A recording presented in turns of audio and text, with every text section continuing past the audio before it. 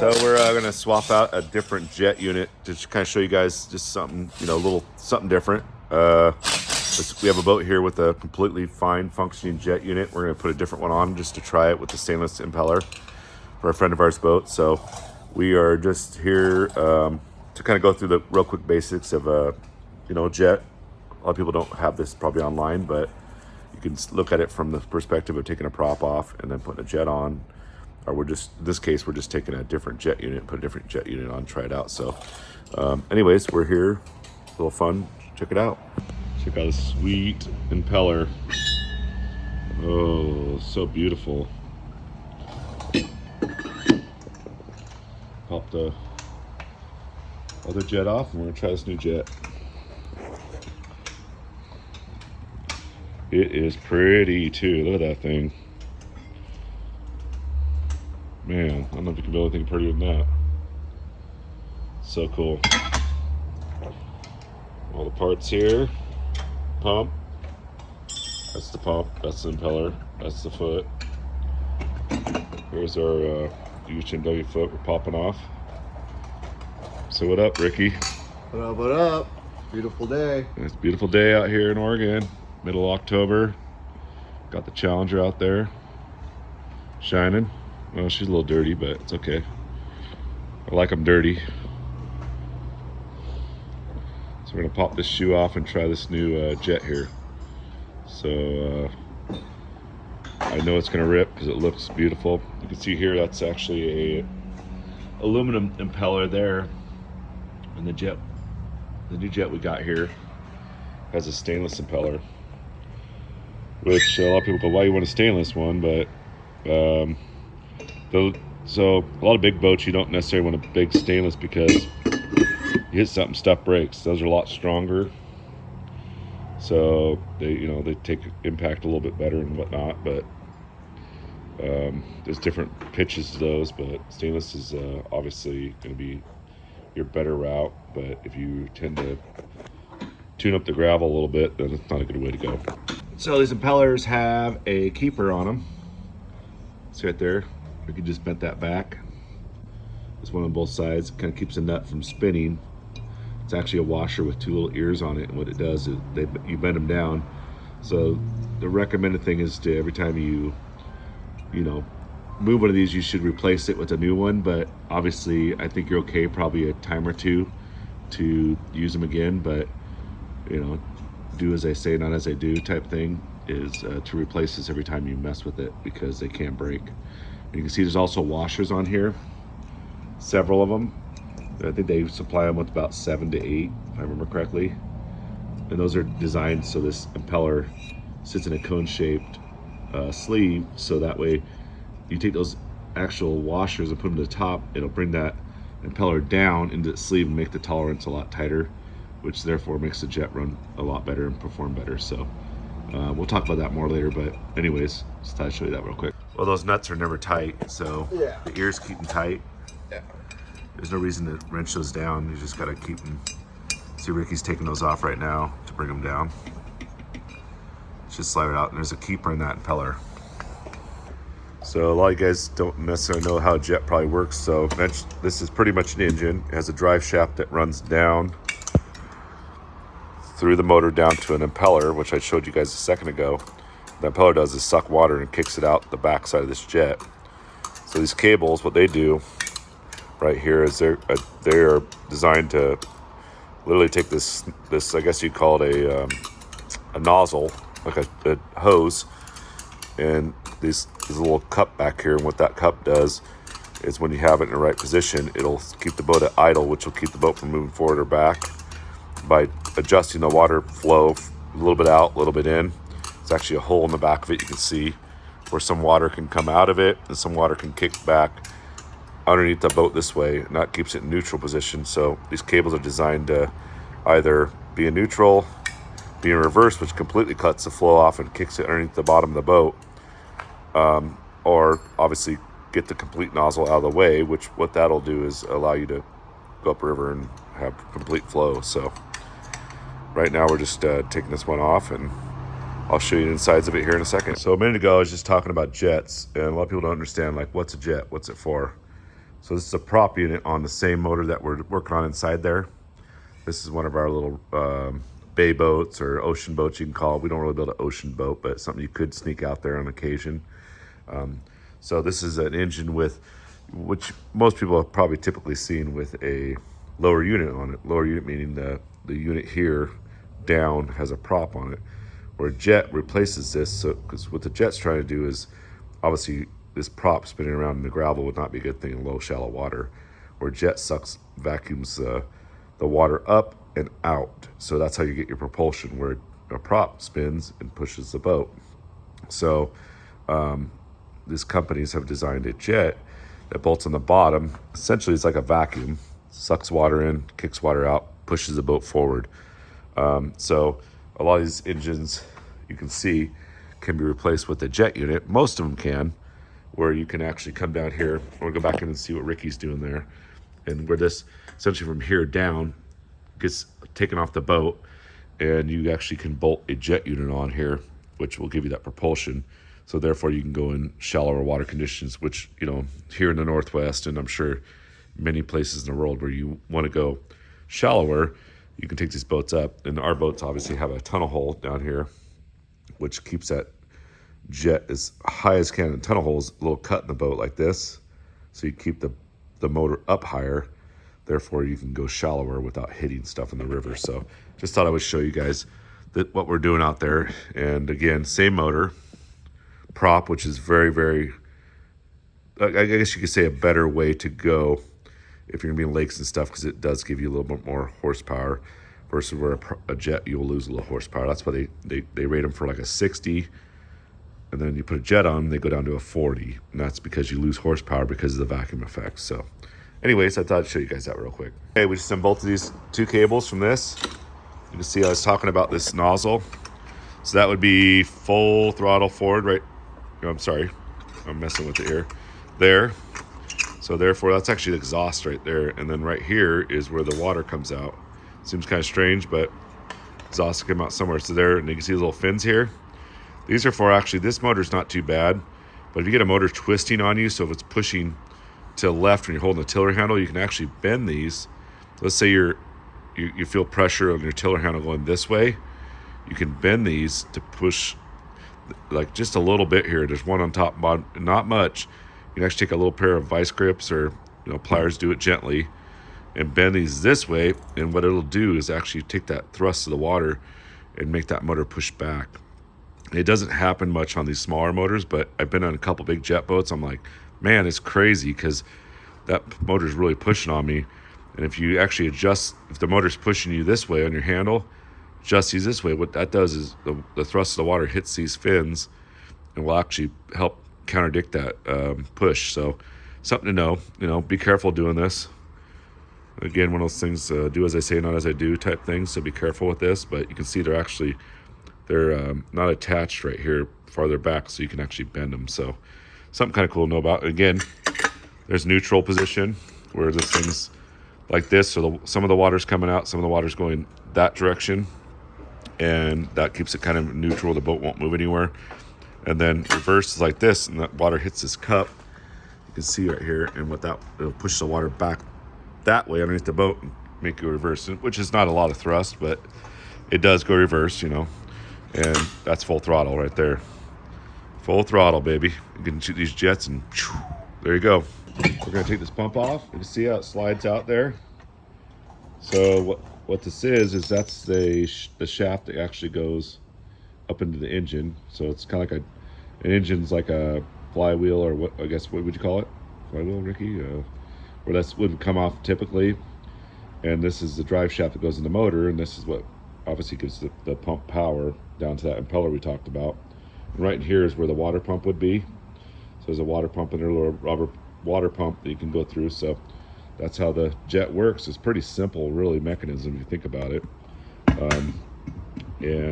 All that's doing is pretty much driving that impeller to take water, spin it out, and make the boat go upriver.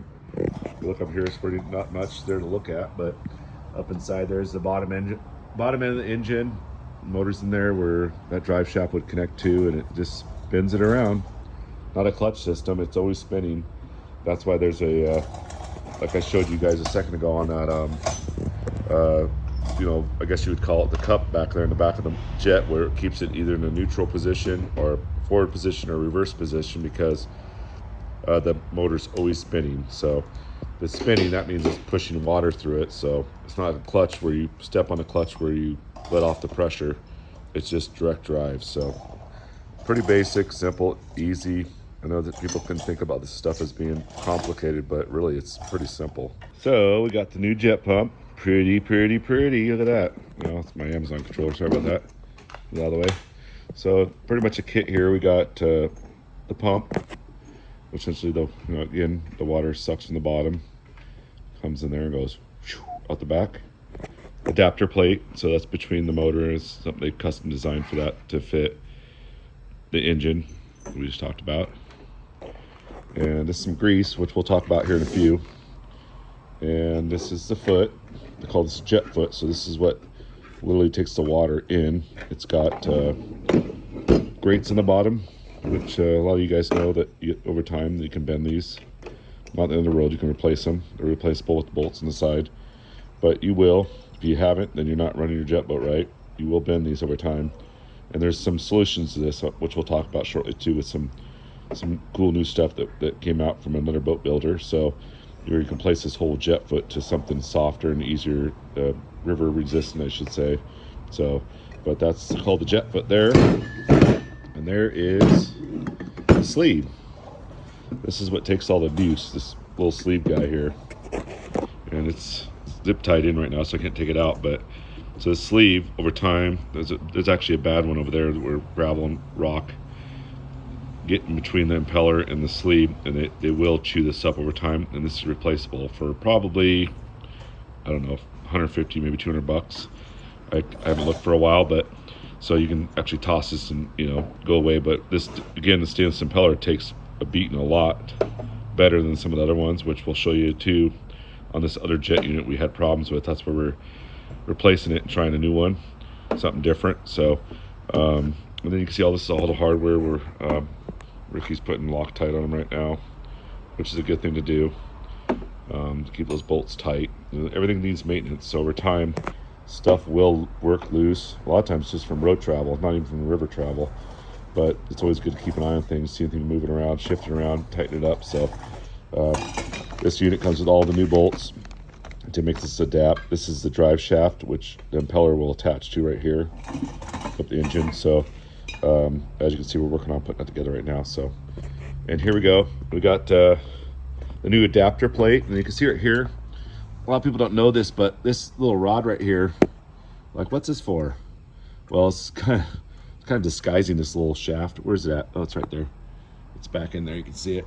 What that is typically for is the shaft that would shift it from forward to reverse for a lower drive. It goes away, not using it anymore, because now we're going to a cable system. That's what, you know, shifts that from neutral forward to reverse. So what happens is these adapter plates, is a little guy here that says, sorry guy, you're not going to work anymore. He just sits in there and he doesn't do anything anymore when you shift it back and forth. So it goes away. So that's part of the transition of the adapter plate from the lower drive to the jet drive. So pretty little plate. It's all black anodized, which is pretty slick looking. So it makes it kind of nice. But you're essentially just taking that shifting, which would be from a gear drive to a cable drive, which takes that nozzle that we talked about right there from neutral forward or out of the way, which would go, you know, make it go forward. So we're working on putting this together, and again, you know, there's good instructions with these things, but, you know, Loctite's always your friend. There's different colors of Loctite: blue, red. Difference between red's kind of like permanent, even though you can break it loose, but we typically use blue here because if you did have a problem, you can take this thing back apart. Ricky just got that adapter plate put on. Pretty simple. It replaces that lower drive that would have been bolted on by 5 bolts there. You can see, I'm guessing 5 bolts because there's 5 there, but you can see what it's doing is replacing the thought of the lower drive being there and giving us new fixtures here to put the jet pump on. So you can see this plate here has got its own fittings here with drilled and tapped. That's been very nicely machined and put together there. So the motor still thinks it's got a lower drive on it, but now it's going to get jet drive like that guy. So and it has its own bolt pattern. So we're going to put that on here in a few and show you. So we're still assembling all the goodies that come with the kit right now. Again, putting that stuff on there and making sure. So what you're going to do too is another thing is you have to have obviously a water pump, and the water pump's built onto the lower drive. And so you can see here, this is the nice billet cast piece they designed for the impeller go in there. So I'll show you here in a second. You'll have to take, we're not obviously taking a lower drive off this thing. We're taking an old jet pump that we thought had some problems, which we don't know yet, but we're just taking it off. And that's where right here's the same piece we just showed you. Is right here on this older unit. There's actually a little rubber impeller, which I'll show you in a minute here. And what that's doing is that's the coolant, shoots this from here up the drive to cool the motor. So essentially the radiator for the motor.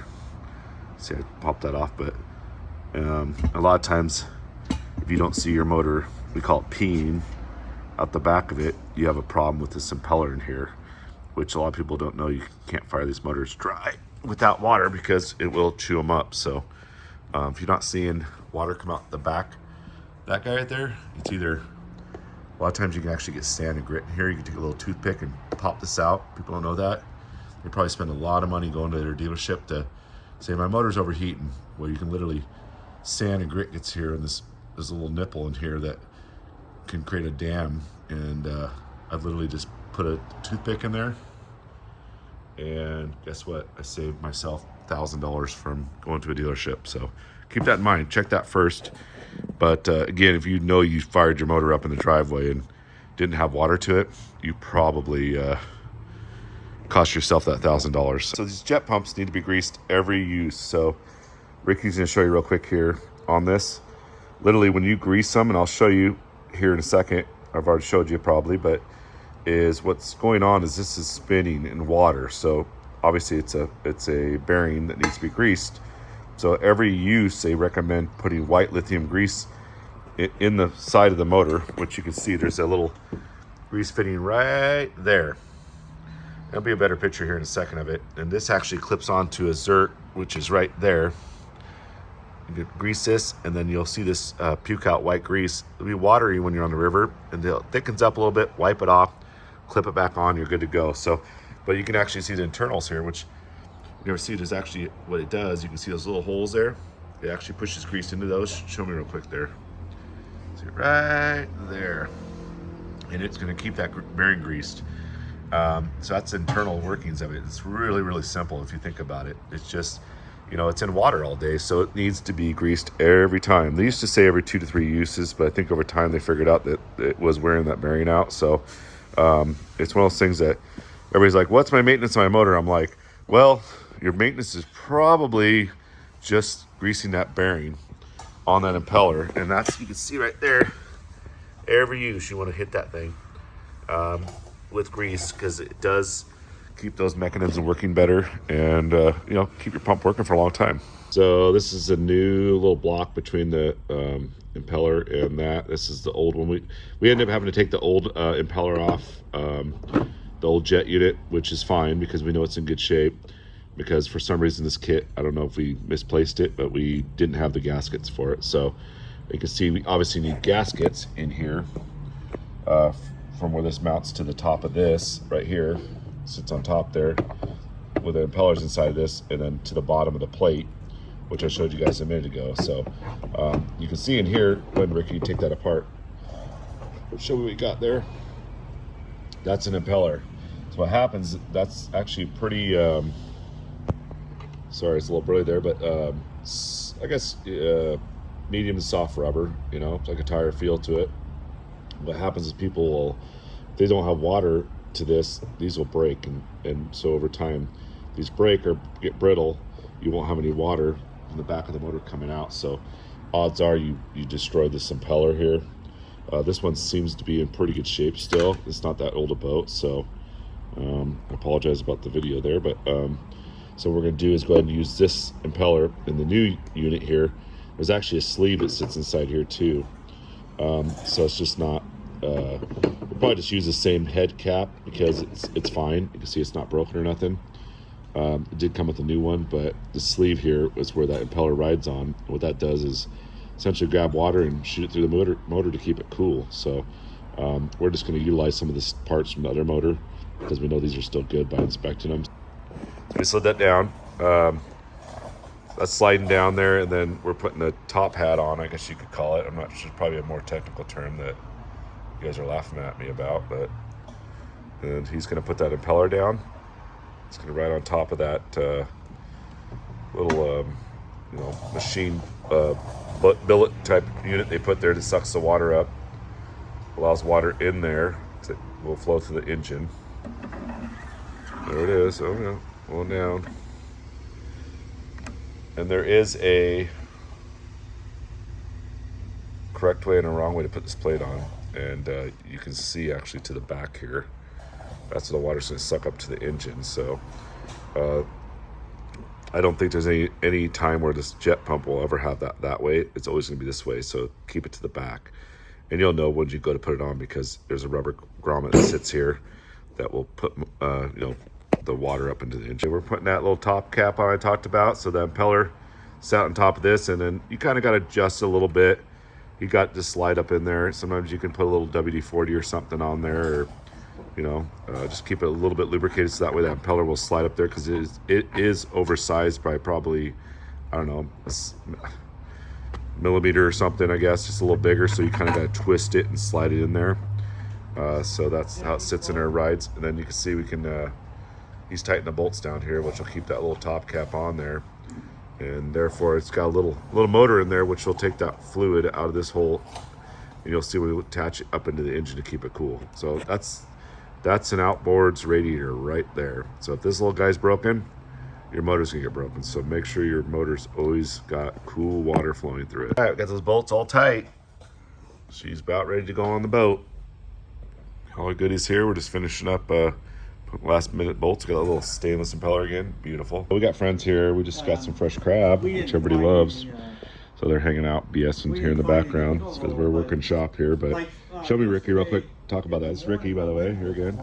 So it's pretty lumpy. These two are just some centering pins that, as you're putting it on, locks you in straight forward. So that way it's not shifting. Even with the bolts in here, there's still somewhat of play.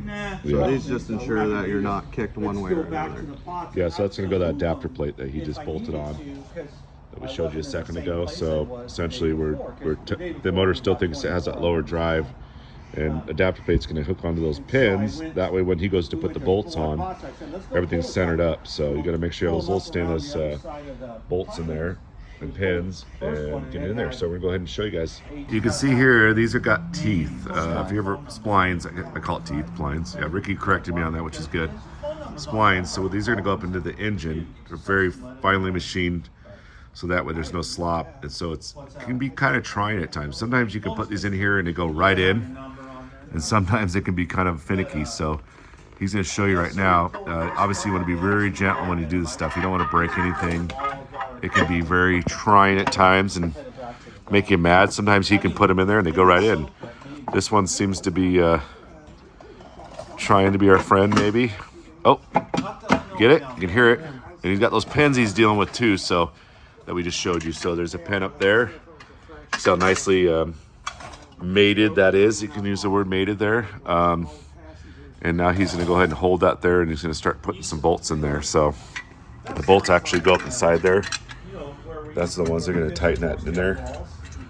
I think, how many is there? There's four. 4 bolts in there. You will have 2 longer and 2 shorter. You want to be careful not to put the longer ones in the front because they will shove through too far. Yeah, so, this is one of those things you learn.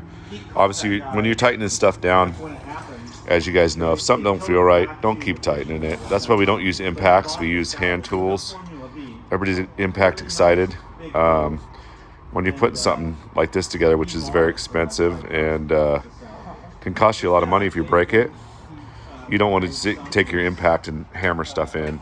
It's just not worth it. Anybody that knows from building engines, they'll tell you, just take the time to ratchet stuff down. That way, if something's not right, you'll feel it right away.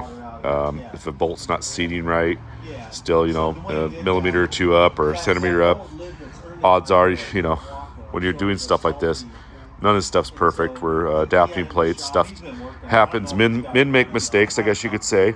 Even on new packaging, I've had problems. So take your time to do it right, because nothing's perfect in this world. You can see this is drive shaft. Comes a little protective guy on there. Go ahead, Ricky, show them what you got there. You got the keyway. Got the keyway in there? That's what that sleeve is for, is to hold that keyway. There's a keyway in there? Yes. So pull it back off real quick. I'm just going to show everybody here real quick what that you're talking about. Oh, there it is. So that's called a keyway. So what that does is sit in the impeller. Right there, if you look at that impeller, it's got a little groove in it. So it keeps the impeller spinning. Didn't have that in there, the impeller wouldn't do anything. Just sit there and spin on the shaft. So that little plastic sleeve right there, go ahead and show them. It's got a little spot in the backside there. Kind of holds it in place. So you gotta have that in there. Go ahead and slide that on there. And so it makes it, you know, sometimes it can be a pain in the butt, but typically, you know, do your, like what he's doing there. Slide it up there. So now that prop, and on that shaft, there's a little flat spot on there. So that keyway rides on that flat spot and then rides on the prop to keep everything in sync. So, and here we got the bolts, the shim, the cup. So I'm not sure if you put the shims on first. That's called the cup. So that's got a little dampener in it. It's going to hold all those little washers, I guess you could call them. We call them adjustment washers, but in place. And there's the keyway, we call that, or nut keeper, I guess you could call it, sitting there. And then there's a nut. So what that keeper's going to do once he tightens that, again, there's two little ears on each side of it, which will keep that nut from ever backing off, so you don't have any problems of you know, catastrophe with that thing going down and hitting everything. So pretty much snug it up. You don't have to get crazy with it. Sometimes you'll be in the middle of the two. We just tighten it enough to keep the nut from making that impeller rattle back and forth. So, and those washers again are adjustment washers. So there's like, I think 7 or 8 of them. And so this is going to sit in a cone. So this will adjust downward to keep that vacuum, that tolerance a lot smoother. Okay, we're going to put the shoe on, and this is a brand new shoe Ricky's pulling apart there, so it's got some zip ties holding that sleeve in place, which this is a sleeve. Everybody probably keeps hearing me talk about sleeves. These are replaceable. If you can see, they're kind of cone shaped, you know, cone shaped meaning like a snow cone. So it's tapered at the bottom, wider at the top, and what happens again is that impeller rides in this, as we're talking about those washers. So as you put a washer to the top, it will bring that impeller downward, and that makes that tolerance, which means that you want to get that impeller as close as you can to the sleeve, so that way when it sucks water, it sucks it up, because if there's a wider tolerance, these boats won't perform as well. I mean, you'll lose a lot of power actually. I mean, I could say anywhere from 10 to 20% power. It's pretty ridiculous when you think about it. I've had people come in the shop and go, man, this motor is horrible, it's bad. And we've literally done adjustments to the impeller, and the boat is completely different. I mean, it turned into a maniac versus something that, you know, you would have thought the motor was blown or something. So, you know, it's just something to think about. And these get worn over time. This one actually is a used one here. I'm just going to show you. It has little grooves in it. You can sand them, but usually I don't worry about the impeller so much as the impeller. I mean, excuse me, the sleeve as much as the impeller. So here's a factory jet foot with ears on it. These have little ears. These are induction ears, we call them, which is these little ears we add to them that channel water into that pump, so you don't get any cavitation, which is air. The air gets in here, the boat won't perform well. So these are something outboard jet sells. You can buy, or there's other people that sell them too.